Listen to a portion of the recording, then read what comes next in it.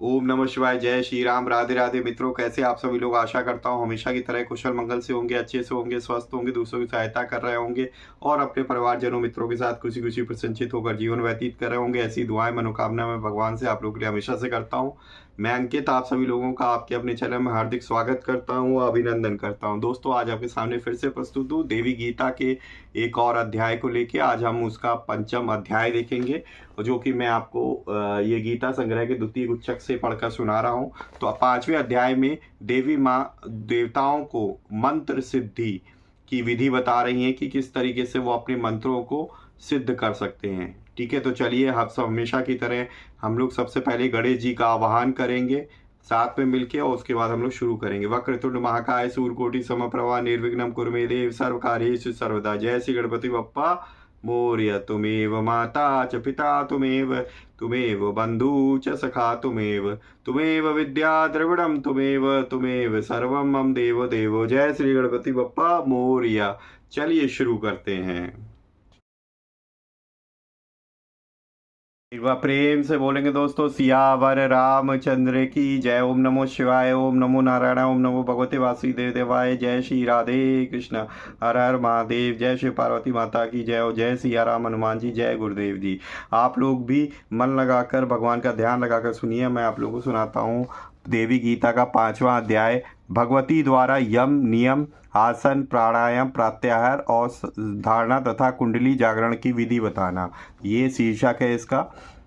तो हिमालय जी बोलते हैं कि हे महेश्वरी, अब आप ज्ञान प्रदान करने वाले योग का सांगोपांग वर्णन कीजिए, जिसकी साधना से मैं तत्व दर्शन की प्राप्ति के योग्य हो जाऊं।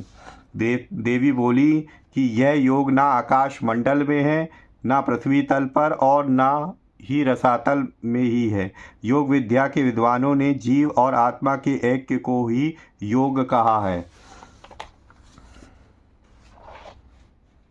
हे अनघ, इस योग में विघ्न उत्पन्न करने वाले काम, क्रोध, लोभ, मोह, मद और मात्सर्य नामक ये 6 प्रकार के दोष बताए गए हैं। अतः योग के अंगों के द्वारा उन विघ्नों का उच्छेद करके योगियों को योग की प्राप्ति करनी चाहिए। योगियों के लिए योग सिद्धि हेतु यम, नियम, आसन, प्राणायाम, प्रत्याहार, धारणा, ध्यान और समाधि, ये 8 अंग बताए गए हैं। अहिंसा, सत्य, अस्तेय, चोरी न करना, ब्रह्मचर्य, दया, सरलता, क्षमा, धृति, परिमित आहार और शौच, ये 10 प्रकार के यम कहे गए हैं। हे पर्वतराज, तप, संतोष, आस्तिकता, दान, देव पूजन, शास्त्र सिद्धांतों का श्रवण, लज्जा, सद्बुद्धि, जप और हवन, ये 10 नियम मेरे द्वारा कहे गए हैं।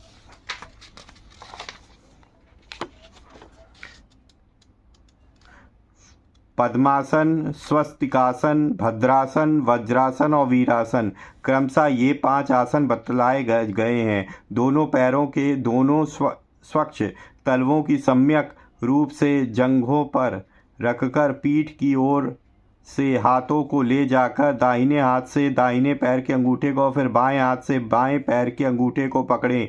योगियों के हृदय में प्रसन्नता उत्पन्न करने वाला यह पद्मासन कहा गया है।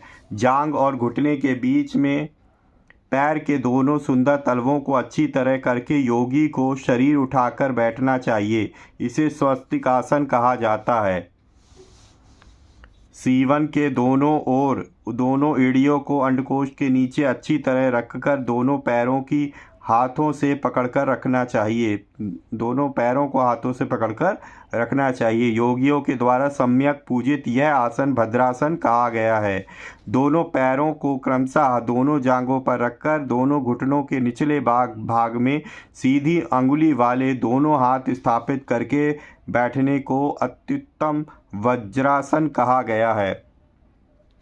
एक पैर को नीचे करके उसके ऊपर दूसरा पैर का जंघा रखकर योगी को शरीर सीधा करके बैठना चाहिए। यह वीरासन कहा गया है।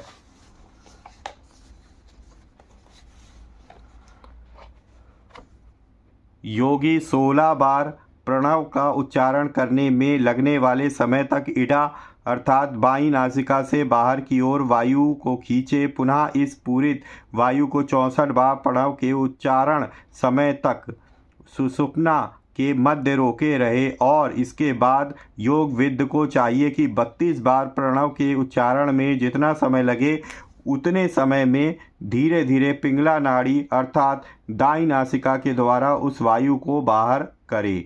योग शास्त्र के विद्वान इस प्रक्रिया को प्राणायाम कहते हैं।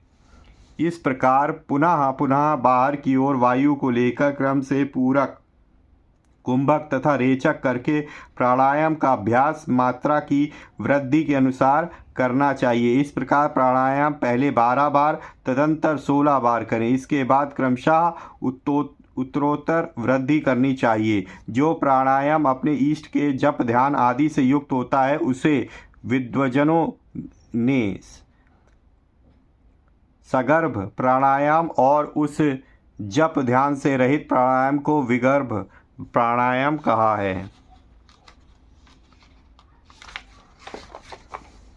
इस प्रकार क्रम से अभ्यास करते हुए मनुष्य के शरीर में पसीना आ जाए तो उसे अधम कंपन उत्पन्न होने पर, मध्यम और जमीन छोड़कर ऊपर उठने पर उत्तम प्राणायाम कहा गया है। जब तक उत्तम प्राणायाम तक पहुंचा जाए तब तक अभ्यास करते रहिए। अपने अपने विषयों में स्वच्छंद रूप से विचरण करती हुई इंद्रियों को उन विषयों से बलपूर्वक हटाने को प्रत्याहार कहा जाता है। अंगूठा, एड़ी, घुटना, जांघ, गुदा, लिंग, नाभि, हृदय, ग्रीवा, कंठ, भ्रू मध्य और मस्तक, इन 12 स्थानों में प्राणवायु को विधि पूर्वक धारण किए रखने को धारणा कहा जाता है। चेतन आत्मा में मन को स्थित करके एकाग्रचित होकर अपने भीतर अभीष्ट देवता का सतत चिंतन करने को ध्यान कहा जाता है। मुनियों ने जीवात्मा और परमात्मा में नित्य समत्व भावना रखने को समाधि कहा है। यह मैंने आपको अष्टांग योग का लक्षण बता दिया है। अब मैं आपसे उत्कृष्ट मंत्र योग का वर्णन कर रही हूँ। हे नग, इस पंचभूतात्मक शरीर को विश्व कहा जाता है। चंद्र, सूर्य और अग्नि के तेज से युक्त होने पर जीव ब्रह्म की एकता होती है। इस शरीर में 3.5 करोड़ नाड़ियाँ बताई गई हैं। उनमें 10 नाड़ियाँ मुख्य कही गई हैं। उनमें भी 3 नाड़ियों को प्रधान कहा गया है। चंद्र, सूर्य तथा अग्नि स्वरूपिणी ये नाड़ियाँ मेरुदंड में व्यवस्थित हो रहती हैं। चंद्र रूपिणी श्वेत वर्णा इड़ा नाड़ी उसके बाईं ओर स्थित है। शक्ति रूपा वह इड़ा नाड़ी साक्षात अमृत स्वरूपिणी है। दाई ओर पिंगला नामक नाड़ी है, वह पुरुष रूपिणी तथा सूर्य मूर्ति है। उसके बीच में जो सर्व तेजोमयी अग्नि रूपिणी नाड़ी स्थित है वह सुषुप्ना है। उसके भीतर विचित्रा नामक नाड़ी स्थित है और उसके भीतर इच्छा ज्ञान क्रिया शक्ति से संपन्न करोड़ों सूर्यों के तेज के समान स्वयंभू लिंग है। उसके ऊपर बिंदुनाद सहित हरात्मा विराजमान है। उसके ऊपर रक्तवर्ण विग्रह वाली शिखा के आकार की कुंडलिनी है।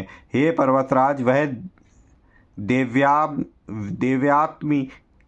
देव्यात्मिका कही गई है और मुझसे अभिन्न है।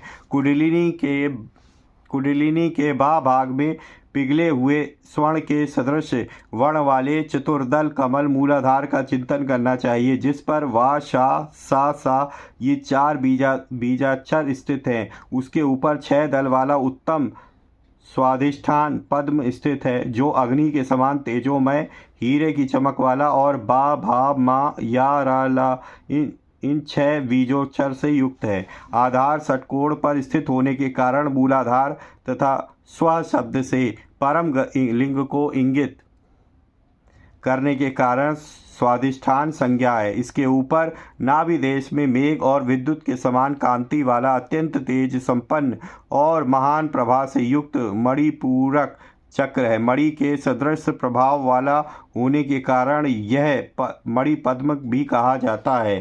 यह दलों से युक्त है। यह 10 दलों से युक्त है और डा, ढा, अड़ा, ता, था, दा, धा ना पा फा इन अक्षरों से समन्वित है। भगवान विष्णु के द्वारा अधिष्ठित होने के कारण यह कमल उनके दर्शन का महान साधन है। उनके ऊपर क्षमा करें उसके ऊपर उगते हुए सूर्य के समान प्रभा से संपन्न अनाहत पद्म है। यह कमल का खा गा घा अणा चा छा जा झा इया टा ठा इन अक्षरों के युक्त 12 पत्रों से प्रतिष्ठित है। उसके मध्य में 10,000 सूर्यों के समान प्रभाव वाला बाणलिंग स्थित है। बिना किसी आघात के इसमें शब्द होता है, अतः मुनियों के द्वारा उस शब्द ब्रह्ममय पद्म को अनाहत कहा गया है।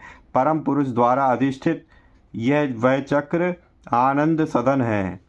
उसके ऊपर 16 दलों से युक्त विशुद्ध नामक कमल है। महती प्रभा से युक्त धूम्र वर्ण वाला यह कमल आ ई उ री री री री ए ओ अंग इन 16 स्वरों से संपन्न है।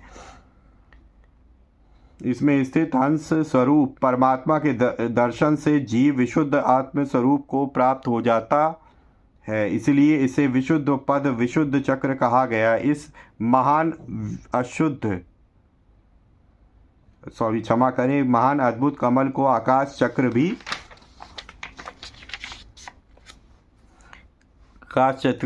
कहा गया है। उसके ऊपर परमात्मा के ऊपर अधिष्ठित शेष आकाश चक्र है। उसमें परमात्मा की आज्ञा का संक्रमण होता है, इसी से उसे आज्ञा चक्र कैसा कहा गया है। वह कमल 2 दलों वाला हा तथा छा इन 2 अक्षरों से युक्त और अत्यंत मनोहर है। उसके ऊपर कैलाश नामक चक्र और उसके भी ऊपर रोधनी नामक चक्र स्थित है।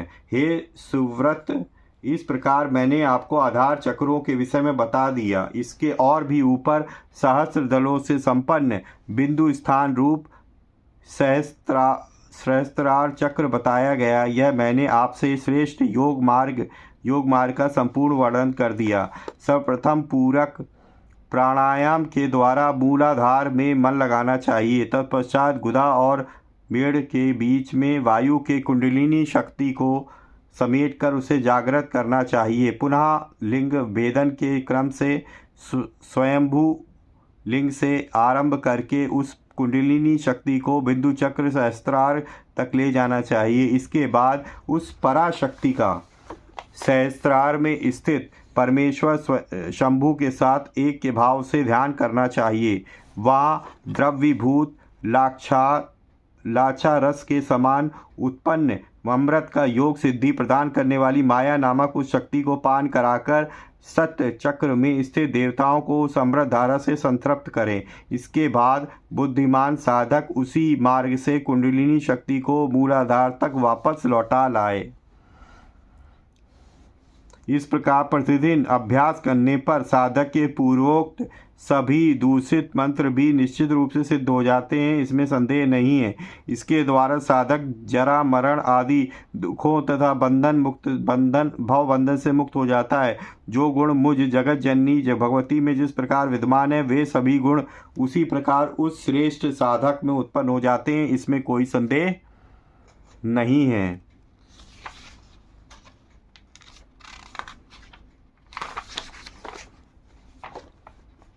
हे तात, इस प्रकार मैंने आपसे इस श्रेष्ठ प्राणायाम का वर्णन किया है। अब आप सावधान होकर मुझसे धारणा नामक योग का श्रवण कीजिए। दिशा ज्ञान आदि से अपरिच्छिन्न मुझ भगवती में चित्त स्थिर करके जीव और ब्रह्म का ऐक्य हो जाने से शीघ्र ही साधक तन्मय हो जाता है। और यदि चित्त के मलयुक्त रहने के कारण शीघ्रता पूर्वक सिद्धि प्राप्त न हो तो योगी को चाहिए कि वे मेरे विग्रह के अंगों में निरंतर योग का अभ्यास करता रहे। हे पर्वत, साधकों को मेरे कर चरणादि मधुर अंगों में चित्त को एक एक करके केंद्रित करना चाहिए और इस प्रकार विशुद्ध चित्त होकर उसे मेरे समस्त रूप में मन को स्थिर करना चाहिए। हे पर्वत, जब तक ज्ञान रूपणी मुझ भगवती में मन का लय ना हो जाए तब तक मंत्र जाप को जप होम के द्वारा अपने इष्ट मंत्र का अभ्यास करते रहना चाहिए। मंत्राभ्यास योग के द्वारा ज्ञेय तत्व का ज्ञान प्राप्त हो जाता है। योग के बिना मंत्र सिद्धि नहीं होता और मंत्र के बिना योग सिद्धि नहीं होता।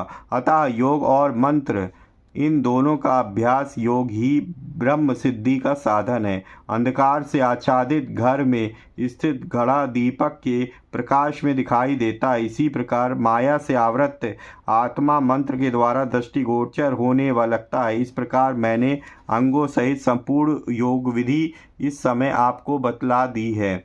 गुरु के उपदेश से ही यह योग जाना जा सकता है। इसके विपरीत करोड़ों शास्त्रों के द्वारा भी यह प्राप्त नहीं किया जा सकता है। इस प्रकार श्री देवी भागवत महापुराण की देवी गीता में मंत्र सिद्धि के साधनों का वर्णन नामक 5वां अध्याय पूरा हुआ।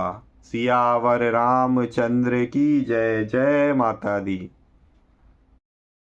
तो ये था दोस्तों देवी गीता का 5वां अध्याय, जिसमें देवी माँ मंत्र सिद्धि करने का उपाय बता रही हैं। ठीक है, तो अगर आज का वीडियो आपको अच्छा लगा हो, आज के देवी गीता के उपदेश अगर आपको अच्छे लगे हो, तो प्लीज़ वीडियो को लाइक करना ना भूलें और एक बार जयकारा माता रानी के नाम से कमेंट बॉक्स में ज़रूर करें। जय माता दी दोस्तों। और ज़्यादा से ज़्यादा अपने परिजनों मित्रों के साथ शेयर करें ताकि वो भी इस पर्टिकुलर वीडियो से कुछ इन्फॉर्मेशन प्राप्त कर सके। पहली बार चैनल पे आए, इस तरीके के कंटेंट देखना सुनना पसंद है तो तुरंत ही चैनल को सब्सक्राइब कर लीजिए और बेल आइकन को प्रेस कर लीजिए ताकि लेटेस्ट से लेटेस्ट वीडियो की इन्फॉर्मेशन आप तक तुरंत ही पहुंच सके। तो इसी तरीके से भगवान की भक्ति करते रहिए, अपने परिवारजनों मित्रों के साथ खुशी प्रसन्नचित्त होकर जीवन व्यतीत करिए और हाँ, हमेशा की तरह किसी न किसी एक पर्सन की हेल्प करने की जरूर कोशिश करिए। मिलेंगे इसी तरीके की किसी और वीडियो में। वीडियो देखने के लिए आपका बहुत बहुत धन्यवाद। राधे राधे मित्रों। जय श्री कृष्णा। जय माता दी।